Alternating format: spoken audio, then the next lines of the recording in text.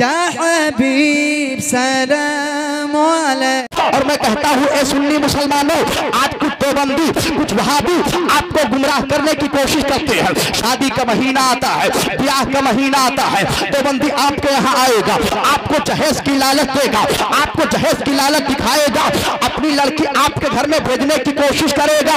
लेकिन मैं सबको एक पैगाम देना चाहता हूँ ए सुन्नी मुसलमानों, जब आपके यहाँ कोई रिश्ता आए, आपके यहाँ कोई रिश्ता लेकर के आए तो बिरादरी बाद में पूछो, खानदान बाद में पूछो, कबीला बाद में पूछो, प्रॉपर्टी बाद में पूछो, पहले ये पूछो सुन्नी है कि वहाबी, मतलब के आला हजरत वाला है कि नहीं है। अगर है तो उसको तरजीह दो, उसको सीने से लगा लो, वरना उसको जूते की नोक पे फेंक करके ऐलान कर दो दूसरा जन्नत से का मतलब वहाबी दूर हो, हम रसूलुल्लाह के जन्नत रसूल।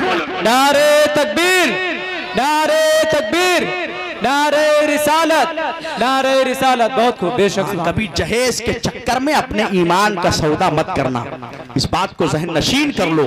जहेज की लालच में आकर के अपने ईमान का सौदा कर दो। बहरहाल अब वो आबी साहब रोजाना नमाज पढ़ते और मुसल्ला जब उठाते तो मुसल्ले के नीचे कुछ अशरफियां मिलती, रोजाना ले जाते और उसको खर्च करते। और जब खर्च करते तो उनकी आदत हो गई खराब। तो शैतान ने देखा कि यार तो बहुत अच्छा है, इनको हमने फंसा लिया है।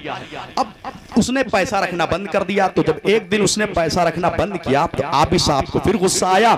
इन्होंने कुल्हाड़ी उठाई, कहा कि अब इस पेड़ को हम काट के ही दम लेंगे ताकि न रहे बांस न बजे बांसुरी। इन्होंने कुल्हाड़ी उठाई और उठा करके ये चले और रास्ते में इब्लीस मिलता है, उससे मुलाकात होती है, फिर बहस मुबाहसा होता है और उसके बाद फिर लड़ाई होती है, हज़रात कुश्ती होती है। नौबत यहाँ तक आ जाती है कि जितनी बार ये लड़ते हैं शैतान इनके ऊपर गालिब आ जाता है। अल्लाह अकबर। शैतान ने कहा है आबी साहब सुनिए, अब आप मेरे ऊपर गालिब नहीं आ पाओगे, इसलिए कि जब पहली बार आपने कुल्हाड़ी उठाई थी तो अल्लाह की रजा के लिए उठाई थी, लेकिन जब आज आपने कुल्हाड़ी उठाई है तो अल्लाह की रजा के लिए नहीं, अल्लाह को खुश करने के लिए नहीं, अल्लाह को राजी करने के लिए नहीं, बल्कि आपने पैसे के लिए कुल्हाड़ी उठाई है, इसलिए अब आप मेरे ऊपर गालिब नहीं आ। तो ये है हज़रात खुलूस। जब खुलूस किसी अमल में होता है तो आदमी कामयाब होता है। यही वजह है कि हमारे बुजुर्गाने दीन तनहा थे, तनहा थे। आओ मुफ्ती आज़म हिंद की हिस्ट्री उठा करके देखो, जब इसी मुल्क भारत में ये कहा गया था कि नसबंदी कराना जायज है, देवबंद के फतवे बिक गए थे, नदवा के फतवे बिक गए थे, सबने कहा था कि अभी तक नसबंदी कराना नाजायज हराम है, हराम है, लेकिन अब इसके जवाब के बारे में सोचा जाए। मगर खुदा की कसम तने तनहा आला हजरत के शहजादे ने ताजुश शरिया के नाना जान ने कलम उठाया था बरेली की सरजमीन से और फतवा दिया था कि हुकूमत सुन ले, नसबंदी कराना कल भी हराम था, आज भी हराम है, सुबह क़यामत तक हराम रहेगा।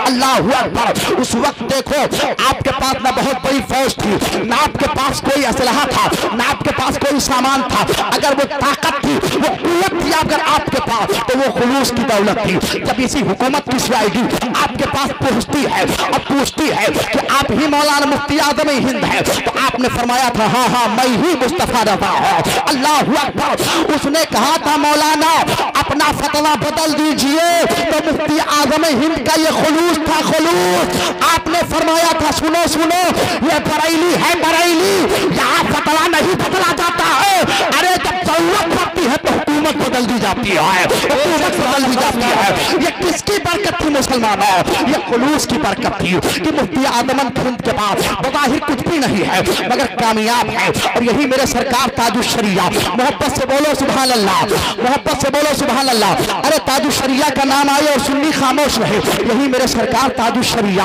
अलैहि रहमत व रिज़वान। जब आप हज करने के लिए गए थे, आपने देवबंदियों के पीछे नमाज ना पढ़ी थी, अल्लाह अकबर। बताओ उनका सब कुछ वहां पर है, वहां सब कुछ उन्हीं का है, लेकिन मुफ्ती मेरे सरकार ताजुश शरिया ने नमाज ना पढ़ी, अल्लाह अकबर, उनके पीछे नमाज ना पढ़ी और आपने उनके खिलाफ आलमे बगावत बुलंद फरमाया।